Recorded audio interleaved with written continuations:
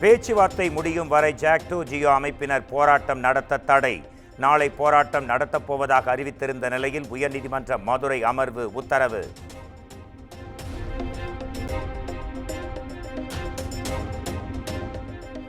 மகாத்மா காந்தி தேசிய ஊரக வேலை உறுதி திட்டத்திற்கு நிலுவையில் உள்ள 3300 கோடி ரூபாய் நிதியை விடுவிக்க மத்திய அரசுக்கு ஊரக வளர்ச்சித்துறை அமைச்சர் பெரியசாமி கடிதம்.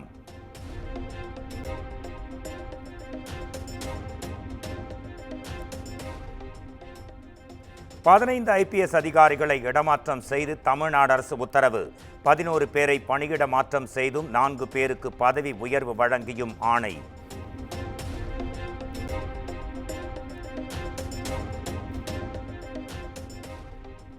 மத்திய அரசின் மும்மொழி கொள்கைக்கு தமிழ்நாட்டில் வலுக்கும் எதிர்ப்பு. ரயில் நிலையம், அஞ்சல் அலுவலகம் என மத்திய அரசு அலுவலகங்களில் இந்தி பெயர்களை கருப்பு சாயம் இட்டு அழித்த திமுகவினர்.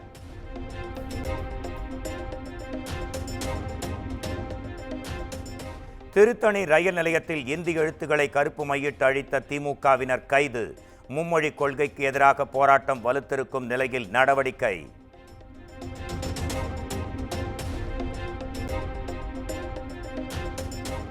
தமிழ்நாடு முழுவதும் 1000 முதல்வர் மருந்தகங்களை திறந்து வைத்தார் முதலமைச்சர் மு.க.ஸ்டாலின். மக்களுக்கு குறைந்த விலையில் மருந்துகள் கிடைக்கும் வகையில் திறப்பு.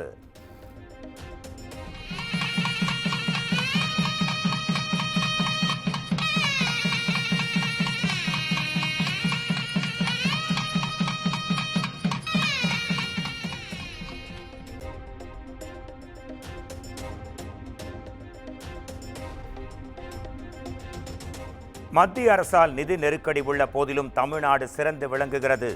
முதல்வர் மருந்தகம் திறப்பு விழாவில் முதலமைச்சர் மு.க.ஸ்டாலின் பேச்சு.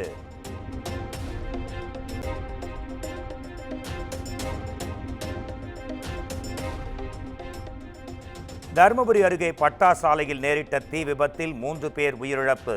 தீ விபத்து குறித்து காவல்துறையினர் தீவிர விசாரணை.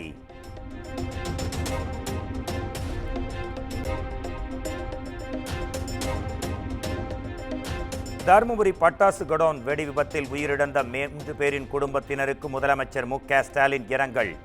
முதலமைச்சரின் பொது நிவாரண நிதியிலிருந்து தலா 4 லட்சம் ரூபாய் வழங்கவும் உத்தரவு.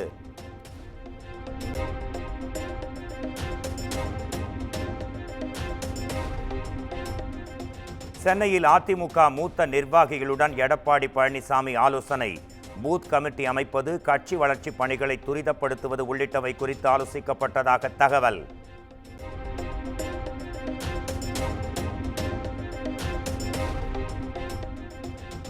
திமுக ஆட்சியில் குழந்தைகள் முதல் மூதாட்டி வரை பாலியல் வன்கொடுமைக்குள்ளாவது வேதனை அளிக்கிறது. ஜெயலலிதாவின் பிறந்தநாள் விழாவில் பேசிய எடப்பாடி பழனிசாமி விமர்சனம்.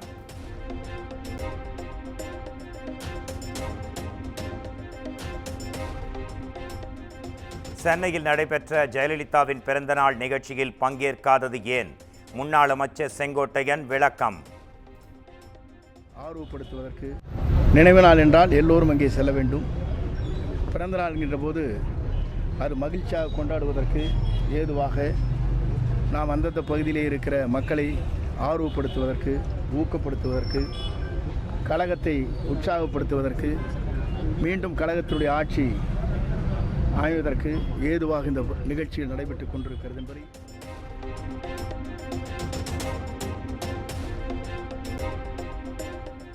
ஒற்றை தலைமைதான் வேண்டும் என எடப்பாடி பழனிசாமி அடம் பிடித்ததே அதிமுகவின் தோல்விகளுக்கு காரணம். முன்னாள் முதலமைச்சர் ஓ பன்னீர்செல்வம் குற்றச்சாட்டு.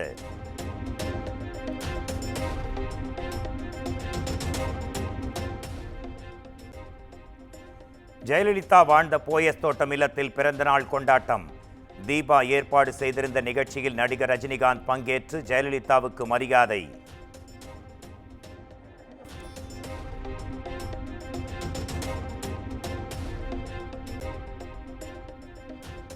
இரண்டாயிரத்து 26 அதிமுக நிச்சயம் ஒன்றிணையும் என மதுரையில் வி.கே. சசிகலா பேச்சு. தமிழ்நாட்டில் மீண்டும் ஜெயலலிதா ஆட்சி அமையும் என்றும் உறுதி.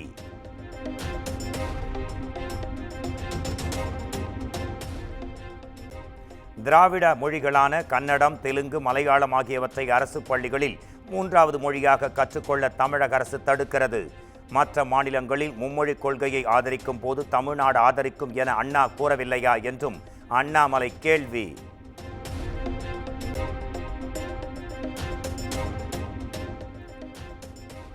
கரூர் அருகே 10ஆம் வகுப்பு மாணவியின் கழுத்தை அறுத்த 12ஆம் வகுப்பு மாணவன்.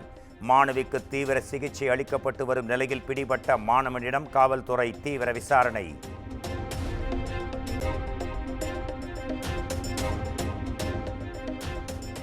தனது மகளை பாலியல் துன்புறுத்தலுக்கு உள்ளாக்கி கொலை செய்ய முயற்சித்தனர். கரூர் மாணவி கழுத்தறுக்கப்பட்ட சம்பவத்தில் தாய் கண்ணீர் மல்க பேட்டி.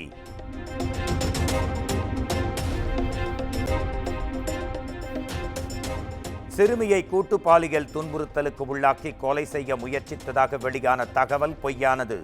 மாணவி இழிவாக பேசியதால் மாணவன் இந்த கொடூர சம்பவத்தில் ஈடுபட்டதாகவும் காவல்துறை விளக்கம்.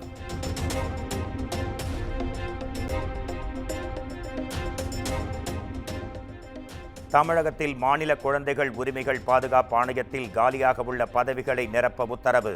3 மாதங்களில் காலி பணியிடங்களை நிரப்பவும் சென்னை உயர்நீதிமன்றம் ஆணை.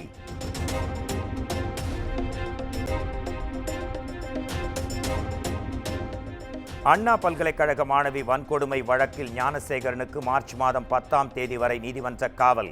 ஞானசேகரன் மீது சைதாப்பேட்டை நீதிமன்றத்தில் சிறப்பு புலனாய்வு குழு ஆன்லைன் வாயிலாக குற்றப்பத்திரிகை தாக்கல்.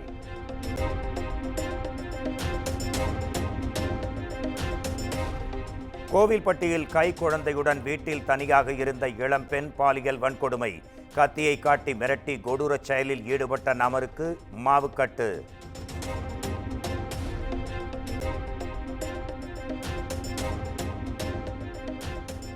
அரசு மருத்துவர் பணிக்கான இறுதிப் பட்டியலில் 400 மருத்துவர்களின் பெயர்களை நீக்கியதை எதிர்த்து தொடுக்கப்பட்ட வழக்கு. அரசு மருத்துவர்கள் நியமனம் வழக்கின் இறுதி தீர்ப்புக்கு கட்டுப்பட்டது என உயர்நீதிமன்றம் உத்தரவு.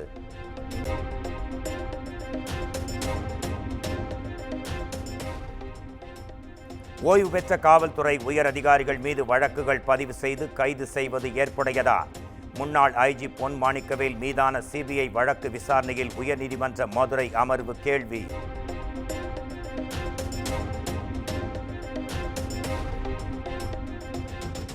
அஸ்ஸாம் மாநிலம் கவுஹாத்தியில் நடைபெற்ற பாரம்பரிய கலை நிகழ்ச்சியில் பிரதமர் நரேந்திர மோடி பங்கேற்பு. தேயிலை தோட்ட பழங்குடியினரின் பாரம்பரிய கலை நிகழ்ச்சியில் சுமார் 9000 பேர் திரண்டு நடனம். प्रधानमंत्री जी के साथ असम के माननीय मुख्यमंत्री डॉक्टर हिमंत बिस्वा शर्मा जी भी उपस्थित हैं। श्रद्धा भजन राइजলৈ মোৰ অনুৰোধ হাত চাপৰিৰ গগন ভেদীৰ ধ্বনিৰে মাননীয় প্ৰধানমন্ত্ৰী গৰাকী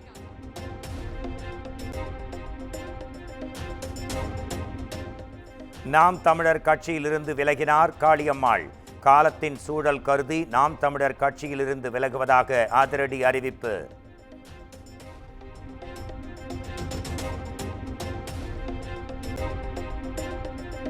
கோவை வெள்ளியங்கிரி மலை மீது பறந்த தமிழக வெற்றி கழகத்தின் கொடி.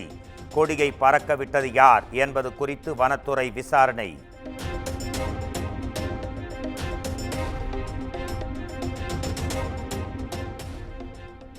ஜெகபர் அலி கொலை வழக்கில் கைதான ராசு, ராமையா ஆகியோர் சட்டவிரோதமாக பதுக்கி வைத்திருந்த குவாரி கற்கள். சோதனை நடத்திய வருவாய் கோட்டாட்சியர் சீல் வைத்து நடவடிக்கை.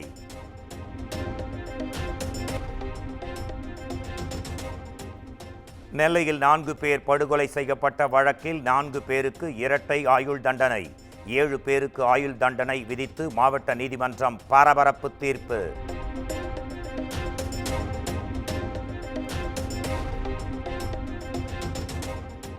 மேட்டூர் அணையின் கசிவுநீர் துளைகளில் சுண்ணாம்பு படிமங்கள் அகற்றும் பணிகள் தீவிரம். கழிவுநீர் துளைகளில் படிந்த சுண்ணாம்பு படிமங்களை 20 ஆண்டுகளுக்கு பின் அகற்ற நீர்வளத்துறை நடவடிக்கை.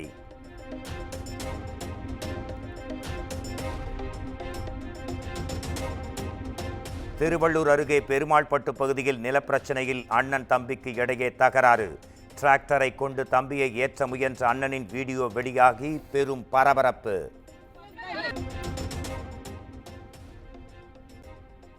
பழனி அருகே சாலையில் நின்று கொண்டிருந்த லாரியின் பின்புறம் கார் மோதி கோர விபத்து. 2 வயது ஆண் குழந்தை உள்பட 2 பேர் உயிரிழந்த பரிதாபம்.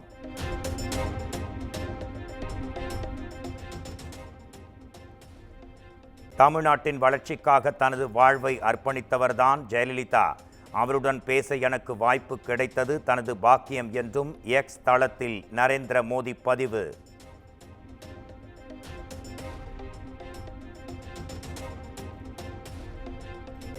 PM கிசான் திட்டத்தின் கீழ் விவசாயிகளுக்கு 19வது தவணையை விடுவித்தார் பிரதமர் நரேந்திர மோடி. சுமார் 10 கோடி விவசாயிகள் பயன்பெறும் வகையில் 23,000 கோடி ரூபாயை விடுவித்தார்.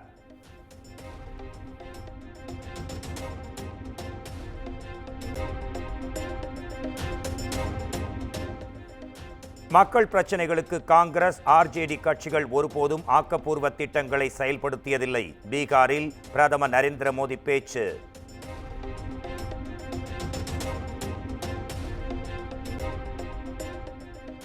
வரும் 4, 5ஆம் தேதிகளில் அனைத்து தலைமை தேர்தல் அதிகாரிகளின் கூட்டத்திற்கு ECI அழைப்பு. இந்திய தலைமை தேர்தல் ஆணையர் ஞானேஷ்குமார் தலைமையில் முதல் கூட்டம்.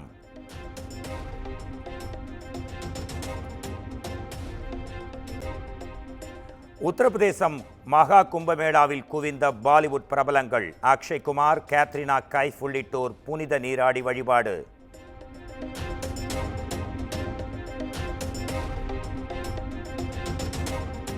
டெல்லியில் மாசு கட்டுப்பாடுகள் தளர்த்தப்பட்டதன் எதிரொலி. டீசல் ஜெனரேட்டர்கள், நிலக்கரி, விறகுகளை பயன்படுத்த மீண்டும் அனுமதி.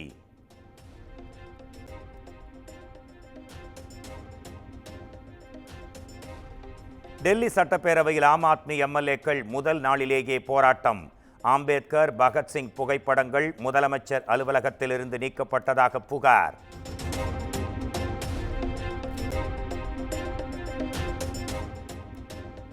ராஜஸ்தானில் காங்கிரஸ் MLAக்கள் சட்டப்பேரவையில் இருந்து சஸ்பெண்ட் செய்யப்பட்டதற்கு எதிர்ப்பு.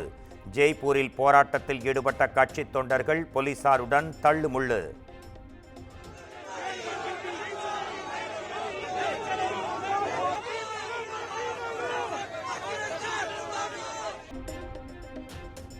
மகிழ் திருமேனி இயக்கத்தில் அஜித் குமார், த்ரிஷா நடித்த விடாமுயற்சி திரைப்படம் மார்ச் 3ஆம் தேதி OTT தளத்தில் வெளியாகும் என அறிவிப்பு.